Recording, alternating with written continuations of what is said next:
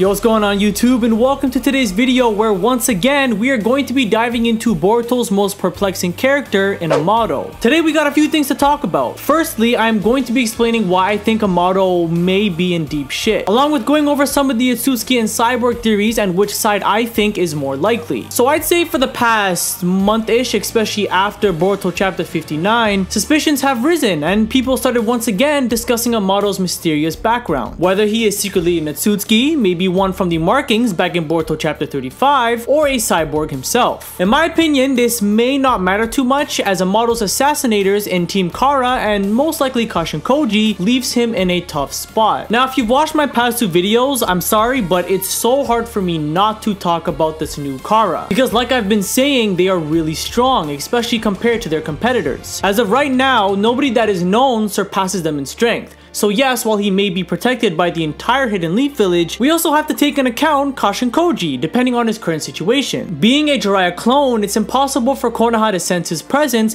unless they physically spot him. So yeah, while Kara makes their move on Konoha in these next chapters, and possibly rains destruction, in the worst luck possible for Amado, if Koji decides to intercept coincidentally, that is two targets going after him, which I doubt Naruto and Sasuke at their current state are going to be able to protect. And on top of that, if word gets out that Amado is an Otsutsuki or a cyborg, depending on what his motives are, that leaves him a threat to Konoha as well. So now he could potentially put himself at a spot to where he needs to watch out for Konoha, Team Kara, and Kashin Koji. Now, of course, if Amado does end up being an Otsutsuki or cyborg, especially on the same power level of Ishiki, some may think he'll be okay. Koji and Konoha may not be able to handle him, especially if his abilities are broken, but you also have to factor in the cyborgs where two of them scale to Jigen or better, and while one of them is looking to take his restrictions off in order to reach his full potential. The question now comes to, even if Amado turns out to become this overpowered Otsutsuki or cyborg on Ishiki's level, can Team Kara at their full potential still take him out? And I could go on with a topic like that, which would all be hypotheticals, but the one thing I think we can all agree on, that is straight facts, is Kara's indefinite hate for Amado. Reading Boruto chapter 59, the one thing that confuses me a bit about Koda's ambitions is his hate for Naruto the most out of all of Konoha. Yes, Naruto technically is the one who really did anything to him in that fight,